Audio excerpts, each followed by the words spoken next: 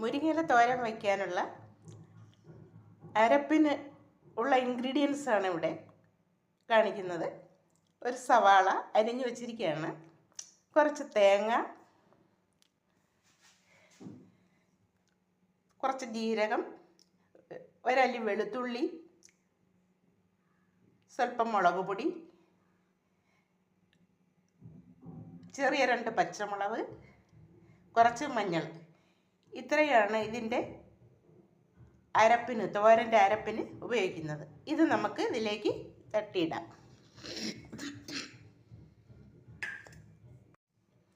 അരപ്പുകൾ അതിനോട് ഒപ്പം ഇട്ട് ഇനി ഇത് തോരൻ്റെ പരുവത്തിന് അരച്ചെടുക്കണം.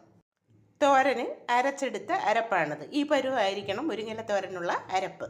മുരിങ്ങയിലയുടെ കൂടെ കുറച്ച് ഉള്ളി പച്ചക്ക അതിലൂടെ അരിഞ്ഞ് ചേർത്ത് ഈ അരച്ച് വെച്ചിരിക്കുന്ന അരപ്പ് അതിനകത്ത് ഇടുക.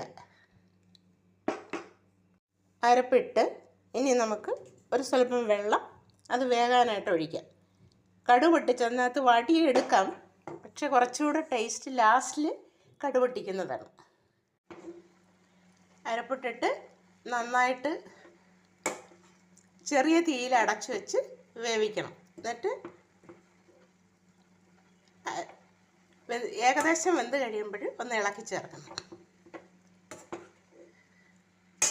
മുരിങ്ങയില ആവിയിൽ വെന്ത് അരപ്പ് ചേർത്ത് ഇളക്കി ചെറിയ തീയിൽ ഒരു 2 മിനിറ്റും കൂടെ അടച്ചു വയ്ക്കണം. അടച്ചു വെച്ച് കഴിഞ്ഞ് കടുക് താളിച്ച്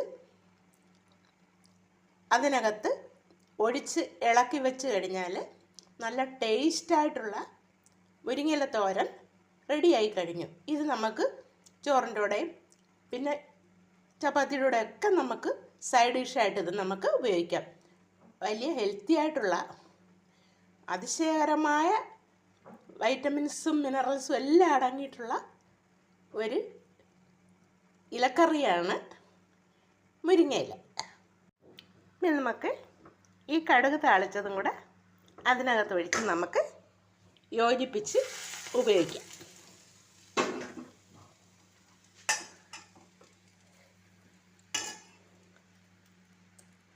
ലാസ്റ്റിൽ കടുക് പൊട്ടിച്ചൊടിച്ചിരുന്നാൽ കുറച്ചുകൂടെ ഒരു മണവും രുചിയൊക്കെ കൂടുതൽ കിട്ടും മുരിങ്ങയിലേക്ക്. ആദ്യം കടുക് പൊട്ടിക്കാതിരിക്കുന്നതാണ് നല്ലത്. അങ്ങനെ നമ്മൾ മുരിങ്ങയില തോരൻ റെഡിയായി. ചെറിയ തീയിൽ ആവിയിൽ വേവിച്ചെടുക്കുന്നതാണ്